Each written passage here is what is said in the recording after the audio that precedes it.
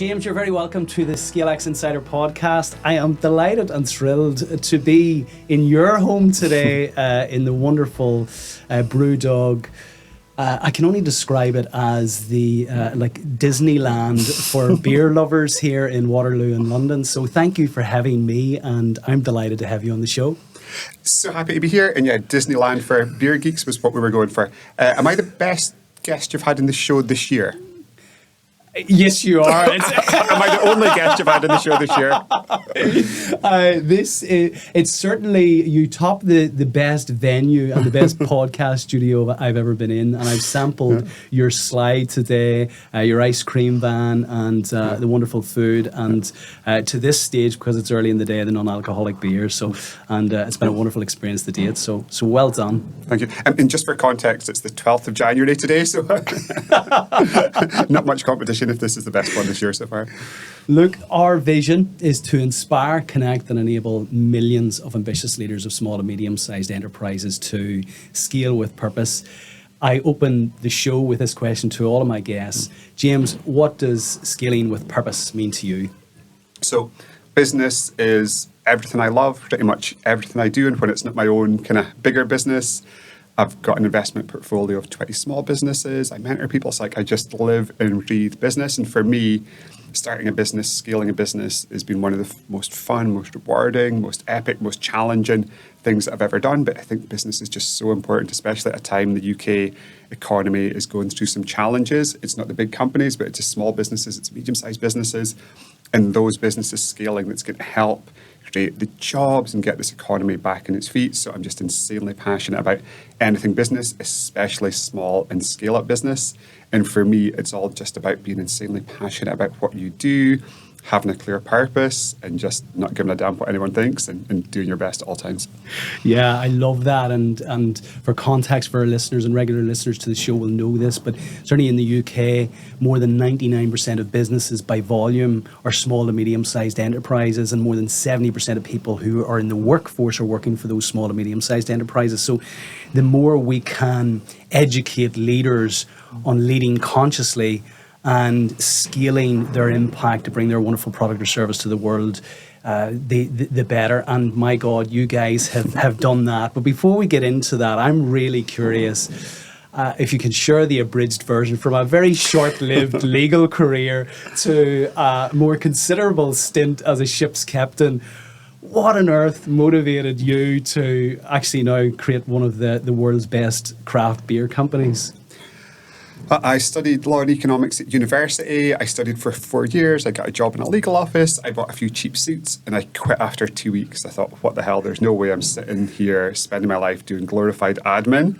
Like, I just don't want to do that. So I decided to do something completely the opposite. I got a job on the deck of a North Atlantic fishing boat. I became a captain. I ended up working the fishing boat for 7 years, and it taught me so much about resilience, teamwork, tenacity, adversity, camaraderie, like so many things that I use in the business today was kind of inculcated during my time in the stormy seas of the North Atlantic. And during that time as well, in my time at home, myself and my best friend Martin would make beers in Martin's mum's garage. And one day we thought, what the hell, let's turn our hobby into a job. So we quit our jobs. I had £20,000 of life savings. We got a £30,000 bank loan. We got a small industrial unit, and we set out on a mission with 2 humans and 1 dog to change the face of the beer industry, which sounds crazy ambitious at the time, but kind of worked out okay so far. Give me a sense for the listeners of the scale of this business right now, just in terms of revenues, market cap, employee numbers, the countries that you exist in. We do the equivalent of just over 1 million cans of beer a day, which always blows my mind. We make beer in our headquarters in the northeast Scotland and Aberdeen. We make beer in Berlin, in Germany. We make beer in Australia. We make beer in India, Japan, China. We make beer in America now. Overall, system-wide, I think we've got just over 4,000 team members. We're a Scottish unicorn, a UK manufacturing unicorn, which is quite unusual. We've also got a community of 227,000, what we call equity punk investors. They're heart and soul of our business, and revenue-wise, we're just north of 400 million. Well done. Really incredible and a really really inspiring stats for everyone listening. To begin this project, this company in the shed in Aberdeen in 2007 to create what you've created now is just phenomenal. But something that I'm fascinated with your language, and coming to your wonderful book, Business for Punks. And for those listening, you'll not be able to see this, but I encourage everybody to go out and grab a copy of this. I was sharing with you earlier. Again, our listeners will be familiar with their own book, but this is the much edgier version of Simple Scaling. So, and it's a really compelling read. You said, "Don't start a business, start a crusade." Tell me what you mean by that. Every marketplace is crowded. Every marketplace is saturated. Every marketplace nowadays is way too competitive. If you just put a product into that marketplace, you are going to fail. Like, and most small businesses feel you can't just launch with a product. It's got to be a mission. I think for any small business to scale, there has to be an element of kind of revolution. There has to be an element of, okay, we're looking at the category. We can do something that's better for our team members, better for the customer, better for the distributor, better for the retailer, better for everyone. So unless you've got that mindset, I think it's always going to be very, very difficult. So we didn't start a company that made beer. We wanted to start a revolution that put better beer into the hands of as many people as we possibly could. And for me, that is something that all the best small and scale-up companies have in common. They lead with their mission, and the products come along. They don't lead with the products first and foremost. You cannot revolutionize an industry with a product, regardless of how good it is. You can only revolutionize it with a mission. Coming back to vision, because as I look out this window now and I see this huge steel slide, a bar, lots of people who have just enjoyed some wonderful food, the 2 levels, an ice cream van upstairs. The vision is tangible. You say individual vision is always the force behind truly remarkable ideas and concepts. Push your team with your vision and ideas. Skewer them with your thoughts. Tell me more about this. I always have a running joke with my CFO, and like every business needs a CFO, and I love my CFO, but it's like, he's also called James. It's like, James, if I'm not making you very, very nervous, I'm not doing my job. It's like my job to make you nervous, and you've got to push your thinking. You've got to be expansive and ambitious with what you're doing. And often I'll kind of just sit down and do an exercise. I'll put everything on airplane mode. I'll have a blank sheet of paper. I'll have a pen, and what I ask myself is like, James, what are the 5 craziest, most audacious, wildest, most visionary things that you could do at this moment in time? Now, I very seldom end up doing any of those, but just that line of thinking pushes you down different avenues, opens different doors, and makes you think about and imagine things in a different way. And I think that thinking about things differently is so important for anyone who's running a small business, a scale business, a medium business. If you think about things conventionally, that means you're thinking about things the same way as your competitive set. That means your parameters for success are set in stone before you even get out of the gates. You've got to find a way to reimagine, to think about things differently, to flip something in its head, to smash an assumption, to just do things completely differently. And you've got to find a headspace to be able to do that. But in any industry, all your competitors are going to be doing a thing. If you do that same thing, you can guarantee that you're not going to be able to beat that competitors. You've got to find a way to unlock a higher level of thinking, a different way of thinking. I don't like the term, but outside the box thinking. You've got to find a way to do things radically differently. Otherwise, you just blend into the background noise and get lost. I love that. And you're a fascinating individual.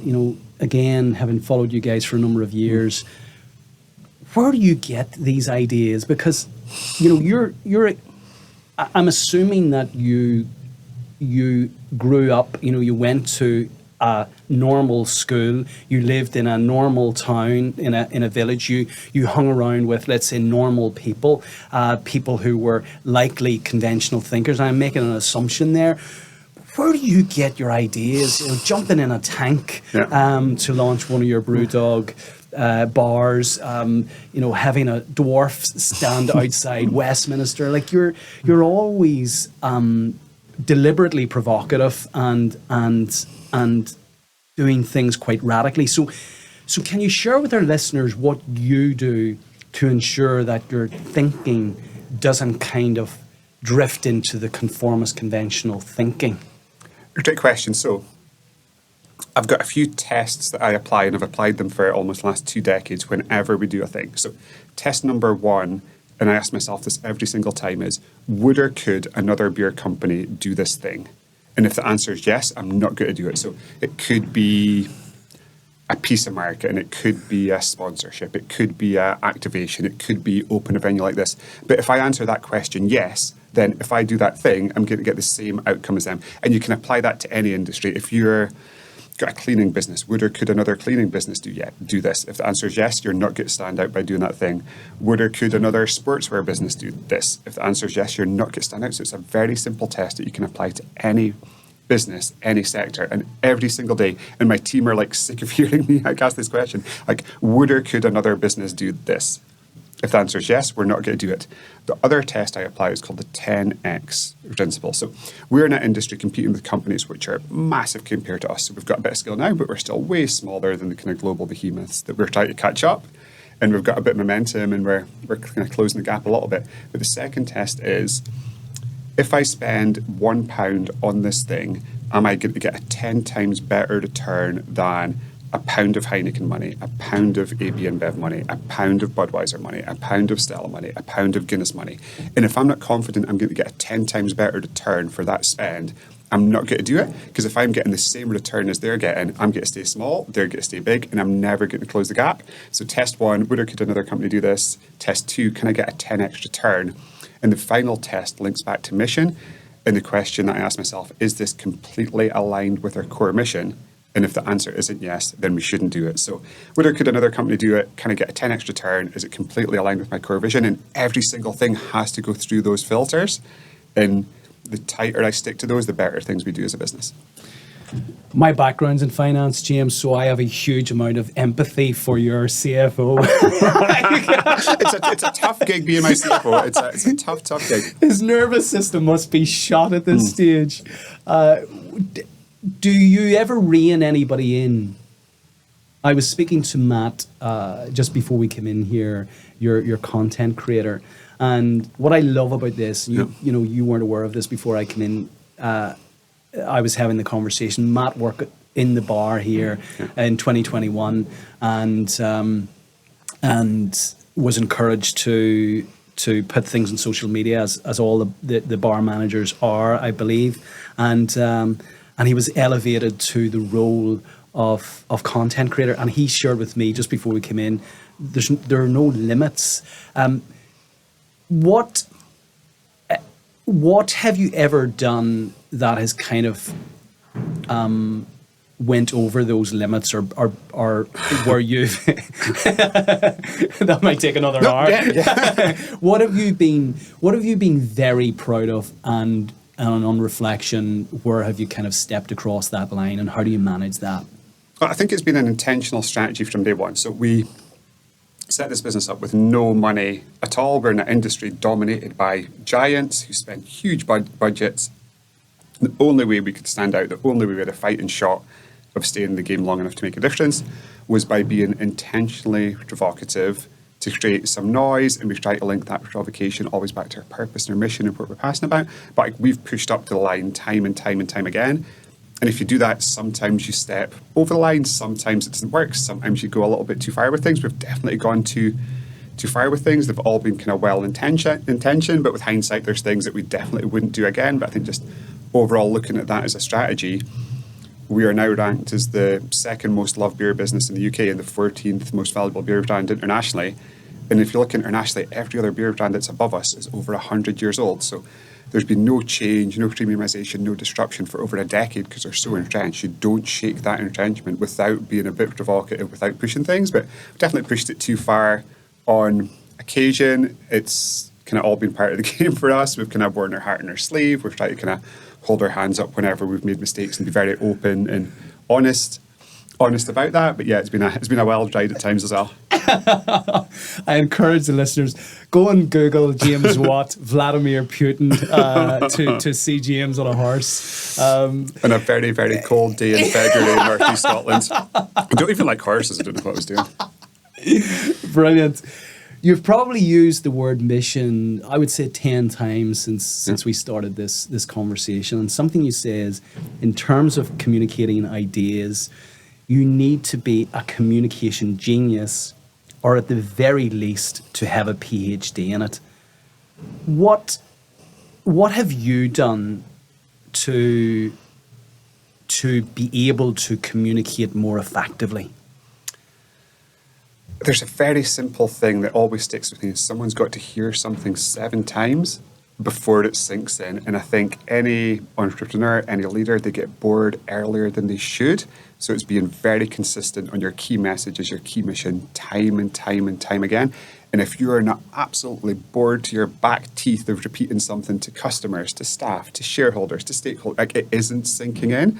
So it's just being very, very consistent over a long period of time. And like, brands are built through almost mind-numbing consistency over long periods of time. There's always a kind of natural instinct for any entrepreneur, like, they're restless, like they want to do the next thing and want to do the next thing. And I see it in myself, and I see it in so many of the companies I invest in. Like, the CEO, the entrepreneur, gets bored way before the customers get bored. I'm like, why are you thinking about launching this new crazy thing? Like, people love the thing that you're giving them just now. Give them more of that thing. They're delighted. And if you're running a business, the products in the business takes up like 100 or 120% of your headspace. But if, like, one of my customers, my beers might take up 1% of their headspace or 0.5% of their headspace, so they're not going to get bored with it that quickly. So it's that consistency over a period of time. And I think it's the same with speaking about the message and the mission and the purpose to our team. And our team's amazing. It's one of the things I love most about our business. And my job as CEO is just to kind of make sure we're very clear, like, what are we trying to do as a company? How are we going to do it? How does it benefit everyone in the business? And just making sure that everyone really knows that. And that message will be shared in all hands meetings. It'll be shared in email. It'll be shared in video, just to make sure everyone's got a chance to hear it. And that message sinks in. I think so many leaders are guilty of having a great message, but just not making sure that everyone hears it at least 7 times so it really sinks in, and also getting bored and pivoting and pivoting and pivoting. And I've got to fight this urge so much myself as well. Just do something amazing and do it consistently well over a period of time, and that's what builds equity and that's what builds value. Yeah, it reminds me of a statement that the entrepreneur Joe Polish, who has created the Genius Network in the US, said that entrepreneurs need to be very mindful of their polygamy with shiny new ideas, and it's being monogamous with the idea that you have, which is very consistent with what you're saying. James, how do you reach thousands of people across the globe, you know, who from you know, Denver to Bangalore, you know, and everywhere in between? You know, are you careful of how that message is crafted, or, you know, what's the challenge when you're actually scaling globally in the context of communicating the mission?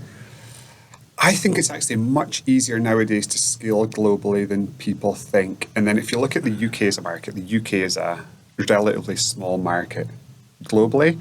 And a bit of advice that I often give to kind of UK business leaders, kind of small and medium-sized businesses, like, you've got to think outside the UK. And everyone is just inherently daunted by, like, how difficult it is. I'm not sure if it's a spoiler alert. It's not that difficult. And it's like, nowadays with social media, with interconnectivity, I think it's easier than ever. And for any business to kind of truly kind of grow and scale, I think you've got to look international. And we're selling our beers in Sweden before we sold our beers to Tesco. So, like, we went international so early. And if you've got a strong mission, any strong mission initially is going to be quite a niche mission. I think you've got to kind of find success on the edges of mass market and then kind of look to move towards mass market. So if you're starting niche with a strong mission, which most strong missions are by default when they start, there might not be enough people to get you any scale in the UK, wherever you're based at. And, like, that was the case for us in 2007. We had such a niche mission. In 2007, nobody wanted to know about IPAs or the kind of beers we were making in the UK. So if we'd only stuck to the UK as a market, we wouldn't have stayed in the game long enough to survive and make a difference. Our mission was so niche and our products were so niche and we were so focused on what we were doing. We had to go international to get a bit more sales and a bit more momentum. And that would enabled us to kind of stay true to our ethos, make the beers that we wanted to make without having to compromise to fit into the UK market where we were. So I would encourage all small and medium-sized businesses, look international very early in your journey, pick a couple of markets that you think you can manage, use them as a hypothesis, get your product there, see how it goes. And I think it enables scaling much easier kind of further down the line, because you're scaling in kind of 4 or 5, 6 or 7 places as opposed to just one. It diversifies your risk as well, and it kind of builds amazing connection between community, and it keeps your mission pure because you don't need to compromise it, because you can find enough early adopters and fanatics. Maybe if you combine England and Scotland and Finland and France and Germany, as opposed to just sticking to 1 or 2 of those markets. So my advice would be swallow your doubts, go international fast, go international early, and use that to grow your business and your mission. I love that. I'm smiling the whole way through that because it resonates and rings so loudly with our 8th principle of scaling, which is place. And I appeal and compel all SMEs to bring their wonderful product or service beyond their border, either into a new geographic region or into a new sector, but certainly think about scaling beyond the border. And so important for us. So one of our first export markets was the US. That meant I had to go and spend significant time in the US. Just spending time in the US, the people I met, the experiences I had, the beer factories I saw, the bars I saw, the beers I tasted, those experiences ended up influencing our business so much as well. So for a kind of entrepreneur, founder, CEO, the advantage of kind of being in international markets isn't just selling your product there. It's being able to get ideas and influence from what's happening in those markets and take it back to your own market as well.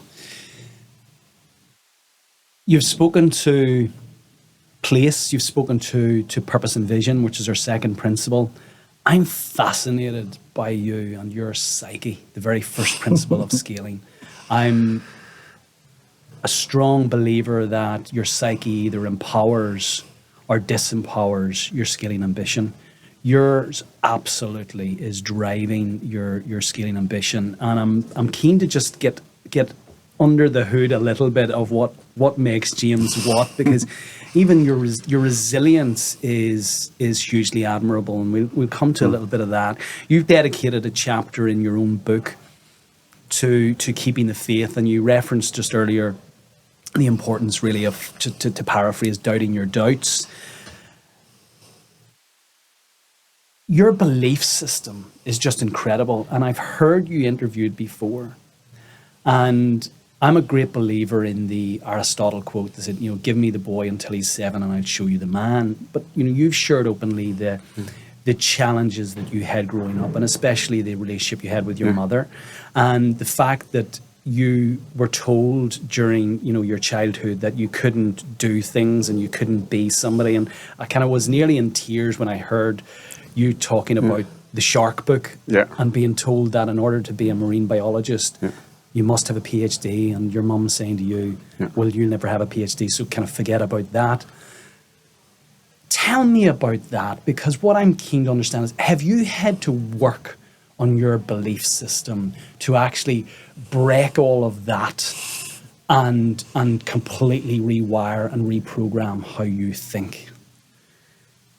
No, but then it's so interesting. So I've kind of been on this journey myself and spent a lot of time with people who are kind of very driven and kind of very successful in different walks of life. And often there's a kind of price to pay for being that driven, and it's you're trading growth for stress and anxiety and all these kind of issues. And the other thing as well, I've kind of been on this journey myself as well. It's like, okay, I've got these kind of glitches from childhood. I've got these kind of chips in my shoulder. I've got these kind of issues.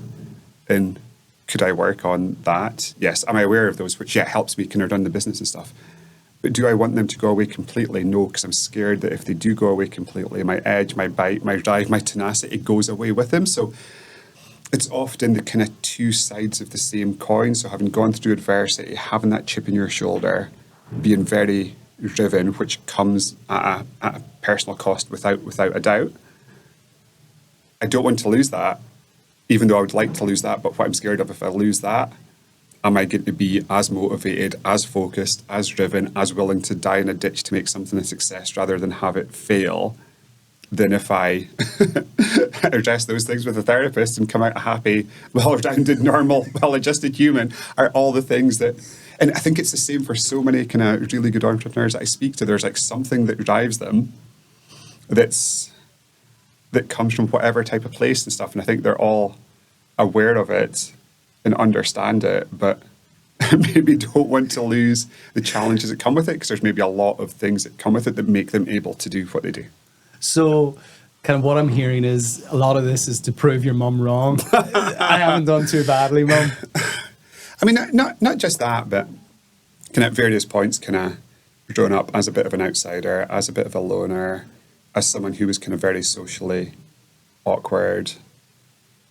You kind of have experiences, kind of have perspective and things, and if you're kind of never really accepted into that kind of mainstream group and kind of on the fringes of that, you kind of maybe see things a different way or kind of think about things in a slightly different way. And I've also been diagnosed with autism and ADHD, and I think it's really interesting, and it means you can read less social cues. And I think if I look at kind of one of my kind of strongest advantages and kind of some of the best things I've done in business is because I don't care that much or care enough what other people think. I'm like, okay, it's electromagnetic signals washing over the cortex of someone that's going to end up dead in a box soon as well. What the hell? And whereas other people have got far more empathy than me, and now I understand that and realise that there's things that I do to make sure I'm being the best CEO I can be, whilst understanding this about myself, but also some of the things we have done from a market and branding perspective that's really helped us. If I'd cared too much what other people thought, then we just wouldn't have gone ahead and done those things as well. And then from an autism perspective, it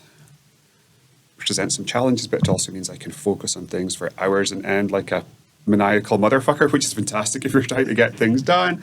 And like my head is wired slightly differently, so it opens up kind of different pathways and different ways of thinking. I think just with all of these things, there's like kind of two sides of the same coin. It comes with disadvantages and challenges, but it also comes with kind of opportunities and skill sets and ways to do things that kind of really helps if you're trying to kind of grow a business. And almost think like anyone trying to grow a business has got to be an unconventional thinker, has got to be a bit of an outsider, has got to have gone through a bit of adversity, because like growing and scaling a business is undeniably amazing, but it's undeniably very, very tough. So you've got to be able to kind of deal with it when things are tough, stay in an even keel, look at the bigger picture and kind of continue to take the team with you. So having been through adversity, if it's in childhood or if it's in other times, I think that really helps. And I've often said, like, if I'm investing and there's a choice between somebody who's had a kind of more comfortable normal life or somebody that's been through a lot of adversity, I would back the person who's been through a lot of adversity. If it's somebody who's in a kind of normal steady state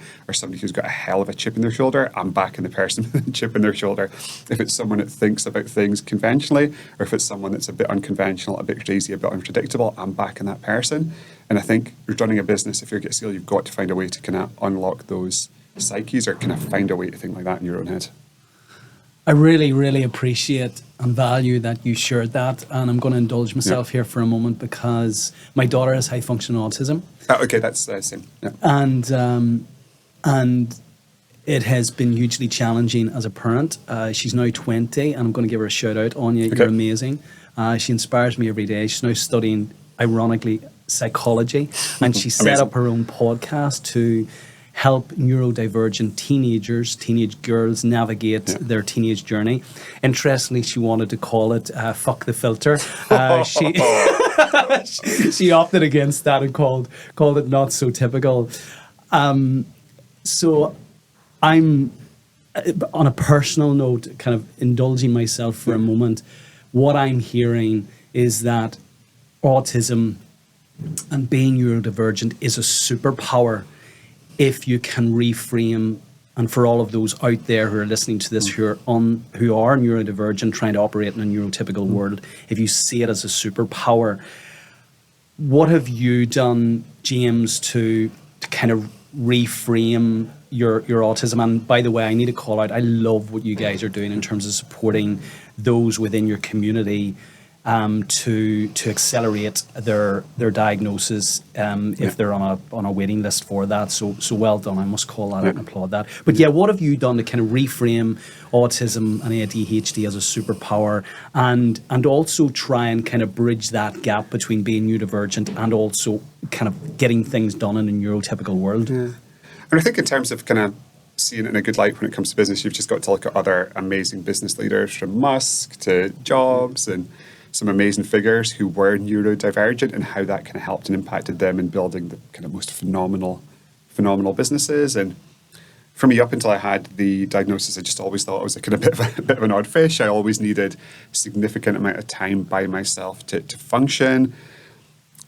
I was always really good at kind of focusing kind of really deeply. And when I was in that deep focus, like everything was blocked out. It was almost kind of a bit odd. And I thought it was okay, I'm just kind of really good at focusing like that. At times I'd get kind of really socially awkward and kind of really tires me. I do it a lot and I do fine, but if it's time to like a lot of time, kind of spend time with kind of large groups of people, I find that quite tiring, which kind of comes along with it as well. And it's kind of understanding that you can manage it, you can manage your energy levels, you can make sure you've got enough kind of time to kind of recharge your batteries to then be at your best when you're in those situations, which you totally can be.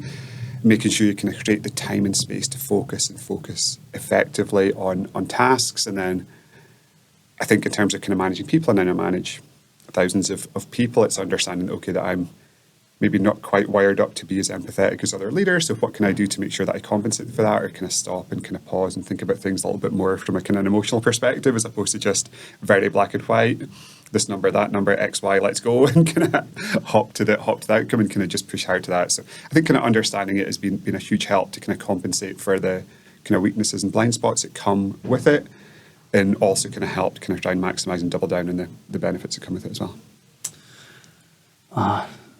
Well done.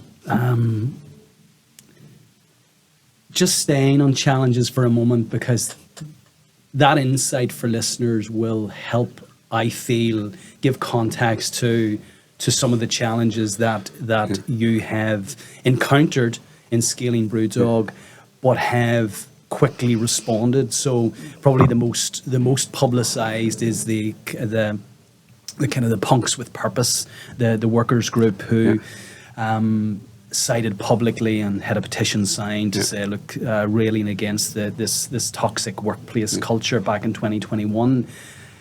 What I'm fascinated by is that last year in 2023, you guys won the Sunday Times Best Workplace Award. So in kind of the space of hearing that and understanding how clearly you've got yourself to that point, but responding to it and addressing it, I'm really curious to understand, what did you do in there?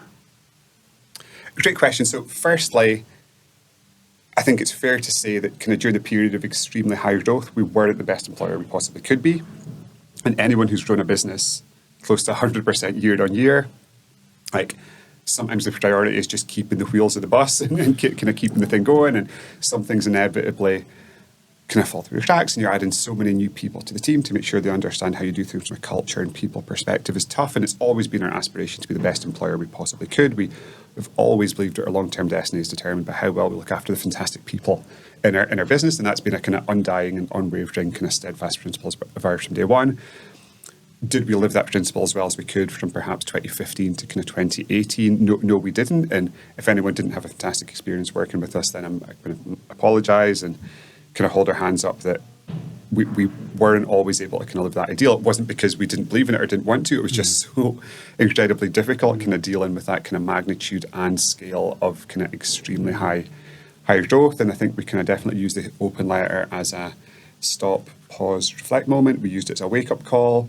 And then we did so much. We did a complete independent company-wide culture review that we shared the full results of, and because we really believe in transparency, we created employee representative groups across our business who I meet with and other senior business leaders meet with to make sure we've done all big decisions past them, but we also kind of gauge the heartbeat and pulse of our business more effectively. We put in place a pay increase across the board. We added resource to departments where teams felt we were under-resourced. We put learning, development, progression plans in place as well. I took the very unconventional decision to take 20% of my ownership in the company and put it in an employee trust and give it to the team over the next 4 years. So any salaried team member now gets a significant chunk of equity in our business every year. And we want to incentivize our team members to act like business owners and reward them like business owners through this kind of massive company-wide employee scare team. We call it Hopstock. I think it's pretty much unprecedented in terms of what we do.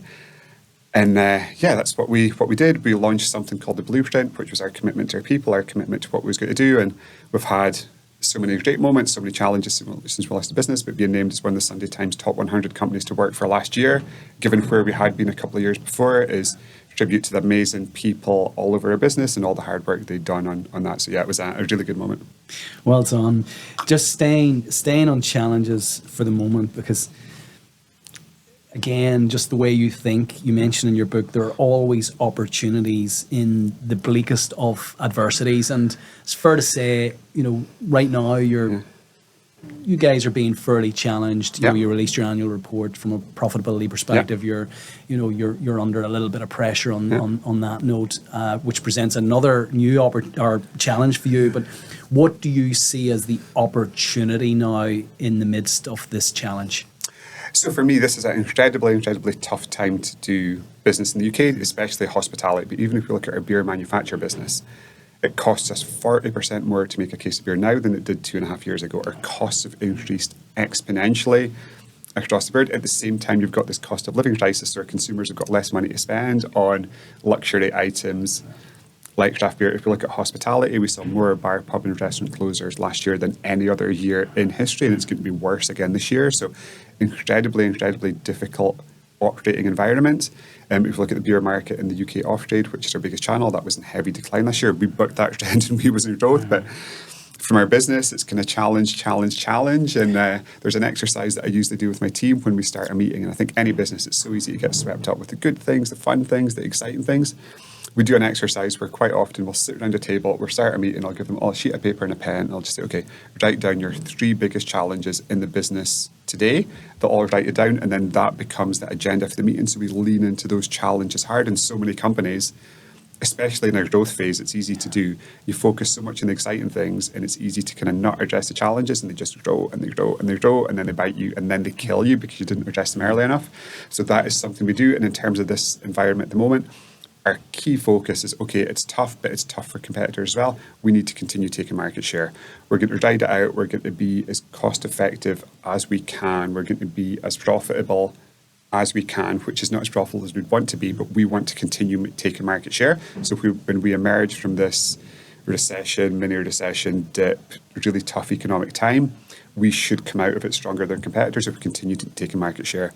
And if we look at our main channel, which is UK supermarkets, we outperformed the market by 20% last year. So that means we're 20% stronger than our competitors. We're hopefully going to do the same again this year. But for us, it's massively challenging. Batten down the hatches, stay true to what we believe in, continue taking market share, and we'll come out the other side stronger than our competitors. Yeah, I love that. How do you ensure that anxiety kind of doesn't ripple through your team and that they kind of start to look left and right for other opportunities? In terms of the communication piece. So on one extreme, you say, right, no, we'll pretend this isn't happening. On the other, there's the risk of over dramatizing the situation. Where do you find the most effective place in terms of communicating the current situation to ensure that actually you get that engagement? I mean, the most effective way is to be 100% honest, 100% transparent, 100% engaging. Anything else is just a complete mess. And I mean, to put it into perspective, last year we were pretty much kind of break even as a company. So we're just auditing accounts at the moment. It might be plus 1 million, it might be negative 1 million. But overall, given how tough the market was, to be essentially break even, is it where we want to be? No, but we'll take it. We'll take the market share gains. We'll move on. So not a massive loss at all in the scheme of things. But I send an email to all of the company once a month, and it's got a kind of very clear overview. Okay, here's what's happening in the market. Here's our performance. Here's the financial implications of performance. Here's our plans. We do an all hands meeting digitally on Zoom every quarter. We do Q&As. I did a big Q&A with our production team just yesterday, and I think there's people are very, very smart. And I think you've got to treat them as if they're very smart and just be very open, very honest, very candid. These are the amazing things. These are the things that we're doing really well. These are the challenges. These are how you can help me address the challenges. You guys are all business owners through a Hopstock equity scheme. Let's fight through the challenges. Let's double down on what's doing well, and let's try and win together. Again, what fascinates me, you talk about the challenges of scaling, and I can relate to this to some degree. We went from a small kind of 15-person team to a team that had offices across 6 continents, and the demand on you personally as the as the leader is significant. I mean, it's getting on and off planes. It's been in a lot of different countries. It's always been on in that context. It's whilst you're traveling, you know, when you land, you open up your inbox and there's another crisis. And how do you manage your health, your physical health, your mental health in all of this? Do you have kind of rituals, routines? I do, but firstly, like chaos and pressure are privileges, and I think you should act accordingly. Yeah, so, brilliant. or there's a kind of bit of framing there, and kind of what you mentioned, like flying about, going to places. Like amazing, it's a gift. I get to go to India and spend time with our amazing India team and see people enjoying their beers in India. Amazing, it's manna from heaven. But I get to go to Japan and hang out with beer geeks in Japan who love what we do. Amazing, like all of that things is amazing, but. It's now coming up for 17 years since we set up the company, and like I work intensely. So there's a few things that I do that I think is kind of very important to kind of keep me in an even keel whilst I work intensely. So I do I do a lot of fitness things. I do a daily ice bath, which I absolutely adore. And I always think, okay, if I've got through 2 minutes under the ice every morning, then anything else after that is going to be kind of quite easy. And there's huge health benefits for that. I always do walking meetings in my schedule. So every day I'll have kind of 2 walking meetings. There's a 30-minute loop in kind of most of the offices where I work. So I'll get outside if it's a call, if it's a Zoom meeting, if it's a face-to-face meeting, just being outside, getting some fresh air, being in nature, not being behind a desk all the time is kind of really important for me. Making sure I've got the time to think. So there's an exercise that I love doing. If I feel like I'm too stressed out, I'll get a sheet of A4 paper. It's called scatter focus. So I write scatter focus at the top of it. Everything is off. I've got an egg timer, a sun timer on my desk. I'll flip it. It's 30 minutes. It's me and that sheet of paper. So all the things that's in my head that's causing me to go a little bit crazy, be a little bit anxious, be a little bit distracted, not be focused, comes out in one half of that bit of paper. There's a line down the middle of it. And the other half of the paper is exactly what I'm going to do with it as soon as the egg timer stops. And whenever I feel overwhelmed or up against it or struggling, it's just click and do that. In terms of managing my own time as well, so I work with my amazing assistant Queenie, and I like to batch what I do. So I think how people use their time is so inefficient, and they're not really in control of what they do, and they just kind of hop about between tasks and kind of just pecking away. Everyone's got the same amount of hours in a day. What differentiates, I think, really successful people is how smartly and intelligently they use their allocation of hours. And anyone, rich, poor, successful, not successful, young, old, UK, overseas, whatever, every single person on the planet has got the same amount of hours to decide how they use in a day. Deciding how you use yours has a huge impact on how successful you are. So I try and create enough time to do deep work. So that is 2 to 3 hours a day with no distractions, work in a deeply focused way on my most important tasks. I also like to batch things. So usually I'll respond to email only every second day, and I'll have an hour or 2 hours blocked for that. And that's the only time I respond to emails, because otherwise you're kind of switching between tasks, pecking away at an inbox. I love to do meeting blocks. So with Queenie, I'll set kind of 4 or 5 hours in my calendar, and we'll fill it with 30-minute meetings. I don't like any meeting to be longer than 30 minutes because I think it's inefficient. But then I'm not having a meeting, sending some emails, doing some thinking. And every time you switch between tasks, there's an opportunity cost, and there's time to get into the other tasks. I like to kind of put tasks together like that. So yeah, focus on fitness, focus on wellness, love the traveling, and be very considerate and thoughtful about how I use my time. And if it all feels too much, I do my little scatter focus exercise. Yeah, I love that. And as a Wim Hof method instructor, you had me at the ice bath. Oh, you're Wim Hof method? Yeah. So we connected through Laura. We'll give Laura a shout out from Monk, the wonderful ice bath product. So my exploration in terms of calming the mind led me to the Wim Hof method, and I became passionate about actually bringing that into the business community. How often do you do it? I do it every day. So What's your longest breath hold with it? So I do less in terms of the length of breath hold. It would have been at one stage kind of up into the 5 or 6 rounds, kind of 3.5 minutes. But I'm reluctant to kind of say that on air almost because people go, there's lots of things which will in fact that, whether you've had, so I tend to do my breathing in the morning when you haven't eaten for 10 hours, and there's you're in a different state of mind. I typically do it first thing, so as soon as we waking up at 5, and as soon as the alarm goes off, as kind of the Lumi lamp lights up the room. I'll remove the cushion from the back of my head and I'll go into 4 or 5 rounds. In recent times, I've done less of that in terms of I've just maintained kind of 2 rounds at 10 minutes as opposed to kind of 5 rounds at 25 minutes. And I'm finding then 10 minutes meditation after that, the combination of the breathing and then getting into a really nice state and meditating after that is actually really, really impactful. So big shout out to Laura, who was the ice bath brought us together, James. So well, I'm an investor in that business. Love Laura, love the business as well. Yeah, likewise. So I've recently invested too. So okay. yeah, brilliant. And in terms of informing your priorities in any given day, so you've described kind of what happens when your mind gets busy. But what informs what those priorities are? Because I suspect that you could be spending 100% of your time knee deep in the challenges, which would give you no time to think creatively and actually could potentially kill that creativity, because each time then you're kind of involved in another challenge. You think, why the hell would I continue to expand this business when all I'm ever doing is creating challenges for myself? So how do you inform the priorities and get that mix between creative visionary work and actually just addressing the challenges of a scaling business? Great question, and probably it works out about kind of 50-50 split with my time and kind of how I use my time. And each day, before I go to the office or wherever I'm working, I've got like a little postcard and I'll put my plan for the day and kind of write it out by hand with the postcard. What are the most important things I do? Who are the most important people I need to speak to? What are the most important challenges and kind of problems I need to lean into? And then also what are the most important kind of creative tasks I need to spend time on? And I do that every single day. I've also got a few other things that I write down there at the end of the day. I write down there how many minutes I've been on my phone, and I find my best days, my most productive days, have got less minutes on the phone. Did I take 20 minutes to read something that I was interested in? Did I work out? Did I spend enough time outside? So I've got a little kind of personal health and well-being checklist that goes in the bottom of my little list, and then I keep them all. So all these postcards, I keep them, I put them in a box, and then when I die, somebody's going to put them in the bin. That's a joke, okay. I might put them in the bin myself.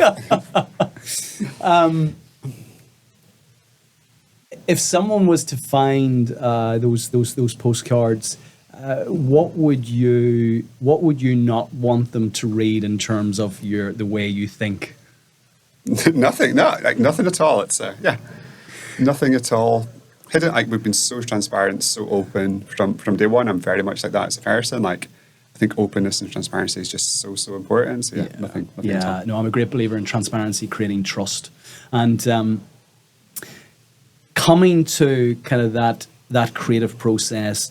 You guys are, and we've alluded to it already in the podcast, you guys are renowned for your marketing. Yes. You know, it's just off the wall. You say your brand is your most valuable asset. If you engineer it correctly, then it will be the most powerful weapon in your arsenal to change the world.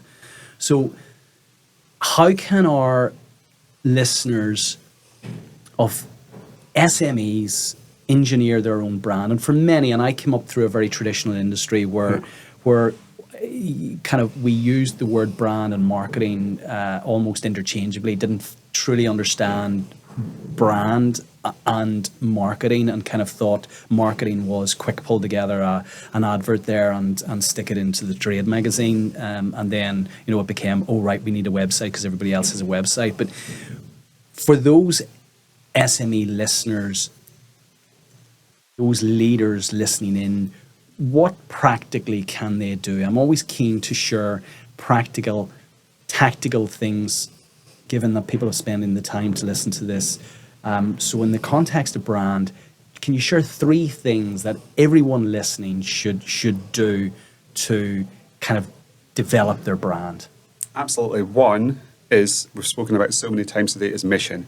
You should know, every single person in your team should know, every single customer should know, like, what is the mission behind your brand? And for me, our brand isn't a logo or packaging, or it is purpose. So like, what is that? In so many brands, I don't have that purpose, and it's just so much more difficult, if not impossible, to scale if purpose isn't hardwired into your brand, isn't obvious at every single touch point. So our mission, our purpose is to make other people as passionate about fantastic beer as we are.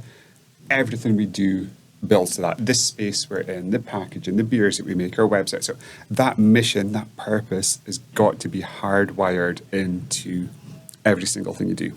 Secondly, you've got to have focus for our brand. So I always think our brand is inversely proportional to its scope. So your brand is going to be more powerful the narrower, the tighter scope your brand is. You can only stand for one very simple thing in a customer's head, and so many brands try to stand for way, way, way too many things.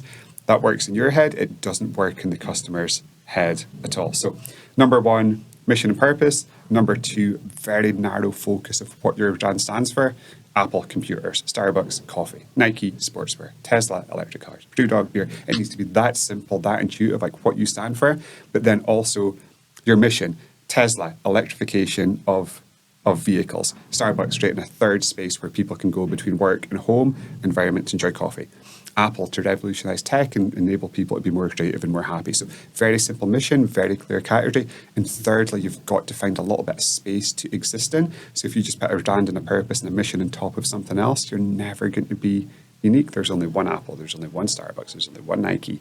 A lot of brands I see, you could just interchange them for a million different things. So just to summarize, one, purpose and mission, hard baked into every single thing that you do. Secondly, stand for something very clear, very focused, very narrow in the mind of the customer. And three, exist in a bit of space that you create for yourself. Yeah, I love that. Somebody once said, if you don't stand for something, then you stand for nothing, you know. And coming back to purpose, which is something close to my heart. Our purpose is to inspire, connect, and enable ambitious leaders of SMEs to scale with purpose. What does scaling this business and being conscious of sustainability mean to you? So sustainability is massively central to everything we believe in. So it was actually during the pandemic, 2020, I thought we were doing enough for climate change. I thought we were doing enough for the planet. And then after a dinner with David Attenborough, who's amazing, I came to the blindingly stark realization that we weren't doing nearly enough. So we pivoted our entire business model. We worked with Professor Mike Berners-Lee, one of the world's best sustainability experts, and we decided to put everything on the line for what we believe in. So we're now fully certified. We became the world's first fully certified carbon negative beer business. So every year we take more carbon out of the air than we emit, but that's only a very small part of the equation. We've made huge investments across our business to drive down our carbon footprint. One of the flagship ones is an on-site bioenergy facility up in our headquarters in North East Scotland. So we take our wastewater, which is our biggest waste stream. We use that wastewater to generate biomethane, green gas, which powers trucks and powers our system. But the process also cleans the water and enables us to use the water again in our system as well. So far more sustainable, and we're generating the energy we need to grow our business there. And we've also got an amazing project in the Scottish Highlands called the Lost Forest. So it's almost 10,000 acres. It's bigger than 17 actual countries. One of the biggest reforestation projects ever in the UK. We're rewilding a huge chunk of Scotland. We're planting well over 1 million trees. We're restoring peatlands, which is massively effective. And when it comes to carbon sequestration, it's absolutely gorgeous. I love spending time there. Last year we planted the first 500,000 trees there. So we want to create a new template. We're facing this existential climate crisis. We want to show the world, show business leaders, show our community, this is what it looks like when a business really cares. And we want to really kind of walk the walk as opposed to talk the talk when it comes to sustainability. And it's now central to everything we do. Coming back to sustainability, have you guys contemplated becoming a B Corp? We actually were a B Corp. Right. We were a B Corp. Well, there you go. I need to do more on my research. How have you found that? How have you found that process, and that initial process? And would you encourage other companies who are mindful of being sustainable and scaling with purpose to become a B Corp? We're no longer a B Corp. I am a massive fan of B Corp, what it stands for, what they're trying to do. I'm a little bit conflicted with B Corp as an organisation overall. I think when you look at some of the companies that are now B Corp and the amount of one-way plastic they put into the ocean each year and stuff, I think it's difficult to reconcile that with the kind of core B Corp ethos. So I love what they're trying to do. A little bit conflicted on how they've executed and what the kind of standards for entry is. And obviously we're no longer a B Corp, but the ethos behind it I love. my view would maybe be for a small business or a drone business, there's maybe better ways to live the original B Corp principles than do B Corp as such. But that's just my view. What could they do, again, being kind of practical and tactical Yep. on it, without going down the full B Corp road? Again, listening to this, what could they do tomorrow, next week, next month to kind of become more sustainable? Well, I think any business needs to have a very clear sustainability agenda, and I think it's very difficult for businesses to do by themselves. So one of the most impactful things that I did was realize I don't know enough about sustainability.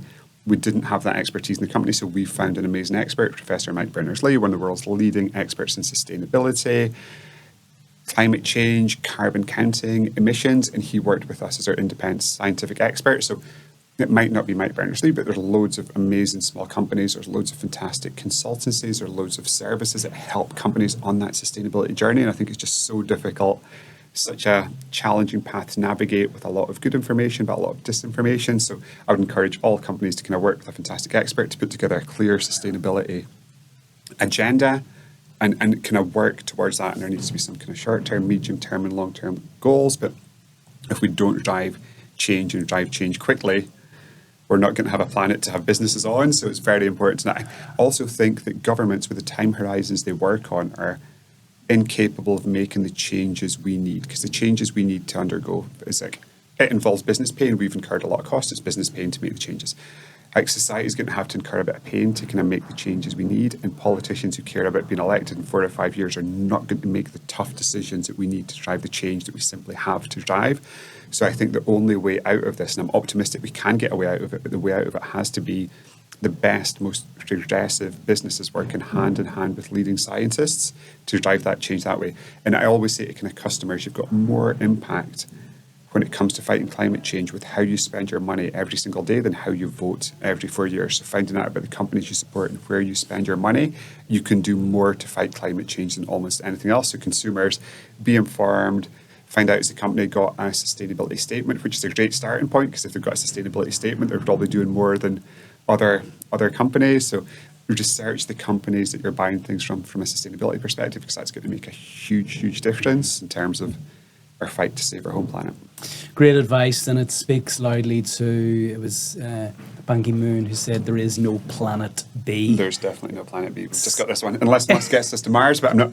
Well, that's right. I don't want to go to Mars. I'm happy here. Neither do I, actually. I've cycled in Lanzarote, and it's a volcanic island. I'm going, actually, and that was in the sunshine. I'm thinking, Mars is going to be like this without actually the sunshine. I don't want that. We actually live on a wonderful planet if we could just look after it. But coming back, and certainly climate change is one of those big challenges. Two of the cited challenges from the Scale Up Institute's research in the context of scaling for those leaders who have moved beyond and are intentional in scaling, one is access to finance and the other is access to talent. You've addressed both challenges incredibly smartly, innovatively. Can you speak to both? I mean, you've raised tens of millions in a very creative way, and you've also recruited thousands of people across the globe. So again, being super practical and super tactical, what can you share with our listeners in relation to both getting the finance to scale and actually getting the talent to enable that scaling journey? So the finance piece was so important for us. And again, if we'd thought about things conventionally, we wouldn't have been here. And it was back in, it was 12, 13 years ago now. We just couldn't get the finance we needed to scale our small business. And I had this crazy idea before crowdfunding even existed. It was like, okay, how about we try sell some shares in our company online to the people who enjoy the beers that we make. I spoke to 6 different legal companies. They all told me what I was trying to do was illegal and impossible. Undeterred, I spoke to a 7th one that said, okay, we can maybe give this a shot. It's a bit risky. It might not work. It's going to cost you £100,000 in fees between legal fees, accountancy fees to set it up. And I was like, okay, let's do it. So I gambled the entire future of the company, because I had only £50,000 in the bank at that time. I gambled the entire future of the company in making this completely untried and untested, crazy idea a success. If it hadn't worked, the company wouldn't have been here. Luckily, we had enough people in our community who followed us on Twitter back in the day, who bought beer on our website, who wanted to buy a little equity stake in our company. So the first time we did it, we called it Equity for Punks. and we raised £575,000, and we were absolutely delighted. And since then, we've done it again and again and again, and we've actually broke the world record for equity crowdfunding a few different times. To date, I think we've raised £72 million from our community. But also, it's not about raising finance. People think about crowdfunding. It's not finance, it's engagement, it's connection, it is community. So we've got 227,000 amazing equity punks who are the heart and soul of our business. They're our biggest fans, they're our harshest critics. They help us find new locations, they help us develop new beers. They feel like it's their bar they're walking into because it is. They feel it's their beer they're taking off the supermarket shelf because it is. And for me, it's just an amazing way to shorten the distance between ourselves and the customers who enjoy the beers we make, and a fantastic template for any brand in the 21st century. And I mean, that's wonderful. Again, I tip my hat to your CFO who has to manage that shareholder table. On the talent side, then, what have you done that you feel you kind of, if you had to condense it into three things to recruit thousands of people who are as passionate about as yourself and Martin about your purpose, what would you say to our listeners in terms of attracting, developing and retaining talent? And this might be controversial, I don't give a damn about education, don't give a damn about university qualifications, don't give a damn about professional qualifications. I hire for belief, passion, mindset, tenacity, resilience, ambition, and that is all. And if I've got those things, I can work with those things to create an amazing team member at any part of our company. But if I don't, regardless of their previous experience or their qualification, I'm really, really going to struggle with that. So we want hungry, tenacious, ambitious people who want to think differently, who want to challenge the status quo, who are happy being flexible, nimble, adaptable. That's what we look for. That's what we hire for. That's the template of the most amazing team members. And we also like to develop our talent in-house. So most of my management team, my senior team, are people who joined the business in pretty junior roles and have worked their way up through the business. And I find by doing that, if they've done that, they understand our values, our cultures, our way of thinking, how we do things, how we want to operate, rather than just kind of parachuting executives in from all these kind of fancy companies left, right and centre. We do that occasionally, but very strategically. But most of our people we look to kind of develop and build in-house. And for us, it's been fantastic. And I think because we've been so high growth and such a diverse company in so many locations, we offer so much fantastic career progression paths. So just Matt, who you were speaking to, head of content, used to work behind the bar here. And so many of our amazing team members, Lauren Carroll, who's our chief marketing officer, joined us in a junior position of supply chain and now ended up kind of running our marketing globally. And we've just got story after story after story of that across the company, of people who get it, who understand what we do, who are ambitious and kind of grow and develop with the company. And the company is as much about these people as anyone. It just gives the company such a strong identity internally, because that is what our company is made up of. How do you hire for tenacity, attitude, drive? What do you test for? Because again, this resonates and aligns strongly with our own belief. You know, we used to hire for ability, likability and drive, but how do you guys actually test for that in the interview process? Anything novel you're doing that works? It's tough, and we absolutely don't always get it right, and I don't love the interview process, because all you learn is how good someone is at being interviewed as opposed to how good that person is. So it is really tough. And I've got this test that I use in my head, and I think regardless of interview or how well it goes, I think you only know what one of your team is made of when you go through something very, very difficult together. So I almost like to go through kind of periods of real adversity and big challenges, because then I know what everyone around about me is made of. I know how tough their resolve is. I know how they act in a crisis, and that is for me, that's the only way I can judge my team. And because I used to work in a fishing boat, I've got this little test that I use in my head, and the test is: would I want to be stood next to this person at 3 o'clock in the morning in a North Atlantic winter storm when everything was going wrong? And if the answer is yes, that person is a long-term keeper, but somebody with that kind of mindset that I want next to me to run the business. And is there a glint in their eye or something that you're looking for during the interview process? Because, you know, you at the same time, you don't want to be in that storm at 3 o'clock in the morning and realise, shit, I shouldn't have hired this person. And I've been there a lot as well. So anything that you can do, you know, again, practically for our listeners who are recruiting in 2024, you know. I think interview processes seem quite artificial. So like, what we try and do is get beyond that. So if we're hiring a designer, we're not going to interview the designer. We're going to say, these are 3 live design briefs that we're working on. Might give them some very difficult ones. Have a go at that. If we're hiring somebody to head up our finance team, I won't sit down and ask them questions. I'll look at one of our finance statements and challenge and provoke them on bits of that statement.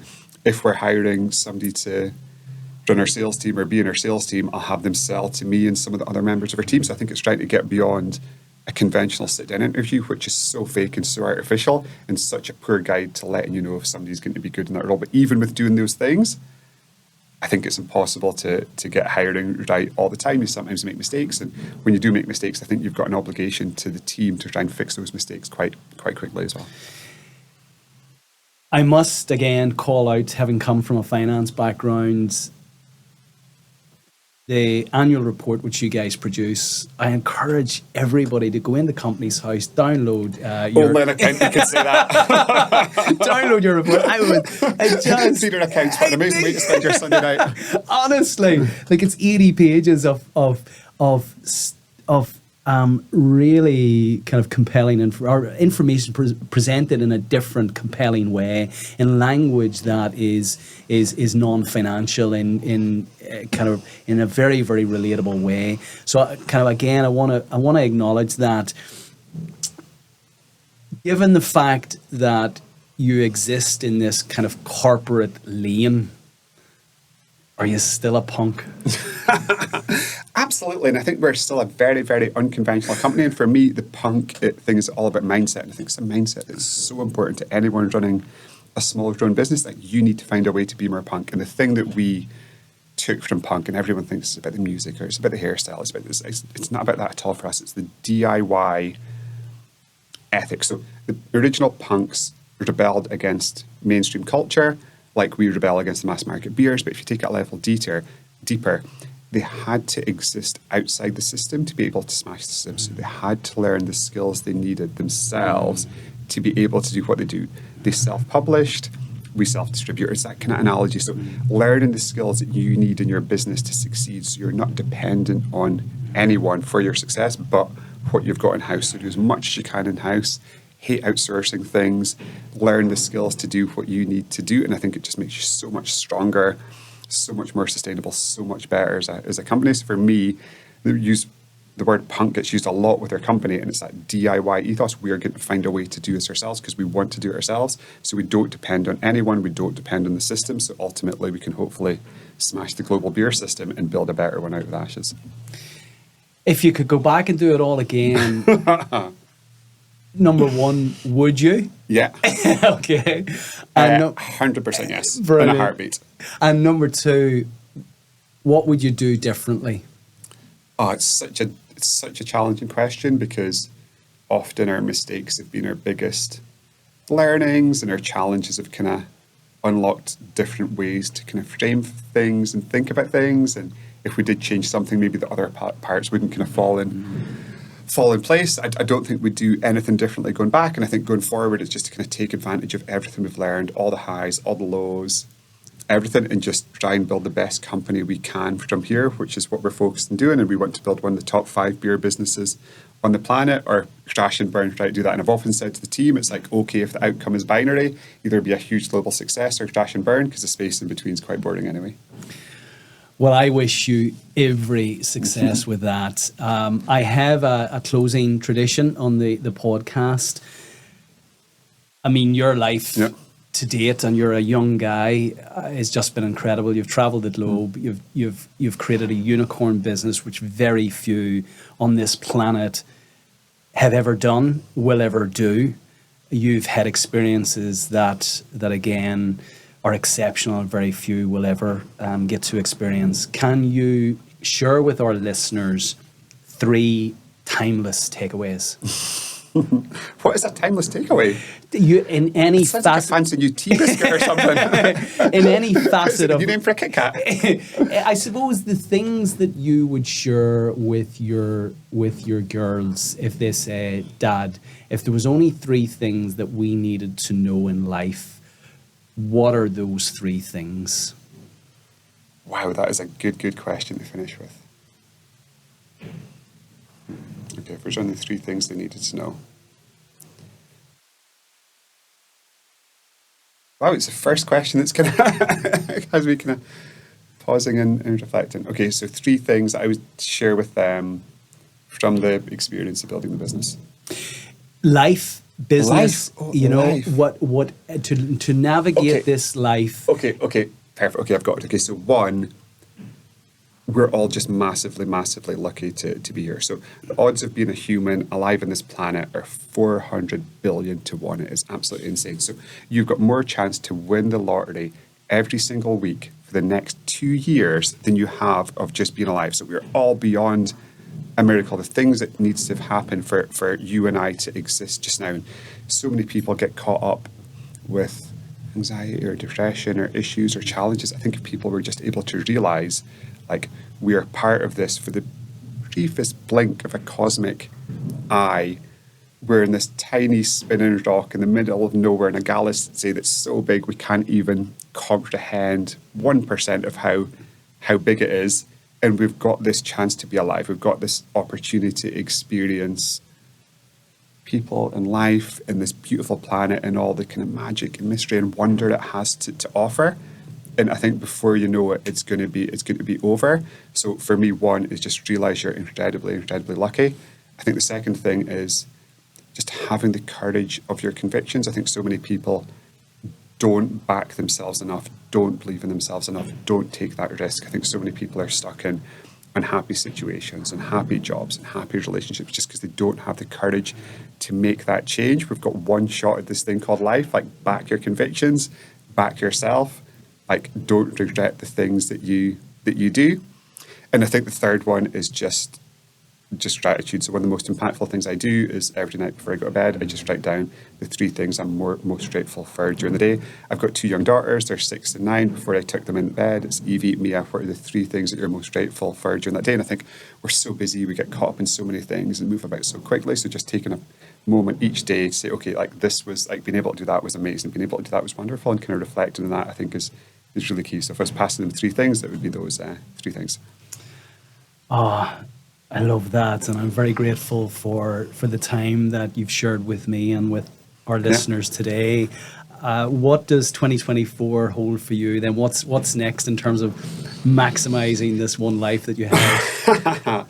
And continuing to try to build the best business we can, continuing to grow our business, expanding into new markets, expanding with new locations, continuing with our sustainability mission and trying to get people on board with that, and then personally continuing the work that I do, and this is how much I love business, that my hobby is all about business as well, so continue working with a fantastic portfolio of investments that I've got. And yeah, I just love working with kind of entrepreneurs and just love start a business. So lots of business and then lots of time with my 2 fantastic daughters as well. Oh, brilliant. James, if people want to hear more about Brewdog, well, all they have to do is go on to and Google Brewdog. Yeah. But if they want to learn more about what you guys are up to and connect with even yourself, where would you signpost people to? LinkedIn's probably best. So James Watt on LinkedIn. I'm pretty active there, got a decent follower, and I post a lot about things that we're doing, challenges, a lot of very candid posts and stuff as well. So go into LinkedIn, and if you want, drop me a DM on there as well and say hi. It's been an absolute pleasure, a real privilege to have you on the show today. Thank you for welcoming me into your wonderful Brewdog home. I have to say and testify my experience with Queenie, your EA, with Matt, with the bar staff here, with the servers, is really reflective of the culture that you described in your book and what I've heard you state before. So well done. I wish you continued success. Take care. Cool. Well, amazing. Thanks so much for having me today. I love the work you're doing with your podcast, and keep it up.